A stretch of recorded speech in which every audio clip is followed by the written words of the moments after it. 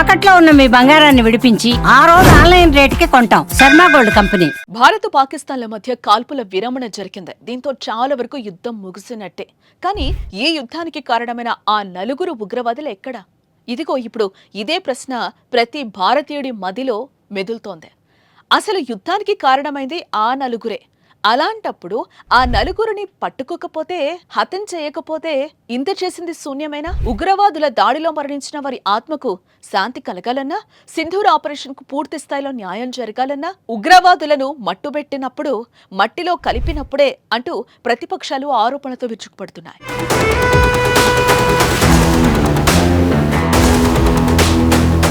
జమ్మూ కాశ్మీర్లోని పహల్గామ్ ఉగ్రదాడి తర్వాత ఉగ్రవాదంపై భారత్ కన్నెర చేసింది. దెబ్బకు దెబ్బ, బుల్లెట్ కు బుల్లెట్, రక్తాన్ని రక్తం అనేలా ఆపరేషన్ సింధూర్ పేరుతో ఉగ్రవాదాన్ని ఏరివేసింది భారత ఆర్మీ. భారత ఆర్మీ దెబ్బకు 100 మందికి పైగా ఉగ్రవాదులు హతమయ్యారు. వేలాది ఉగ్ర స్థావరాలు కుప్పకూలిపోయాయి. కానీ అసలు నిందితులు ఎక్కడా అనేది ఇప్పటికే ప్రశ్నార్థకంగానే ఉంది. రెండు దేశాల మధ్య మారణహోమం సృష్టించటానికి, వందలాది మంది చనిపోవడానికి పరోక్షంగా ఆ నలుగురు ఉగ్రవాదులే కారణం. ఈ యుద్ధం కూడా వారిని మట్టుబెట్టడానికి మొదలుపెట్టారు.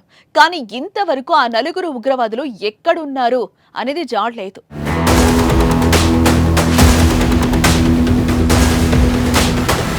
జమ్మూ కాశ్మీర్లోని పాక్ ఆక్రమిత ప్రాంతం నుంచి చొచ్చుకు వచ్చిన ఉగ్రవాదులు పహల్గాంలో నరమేధం సృష్టించారు.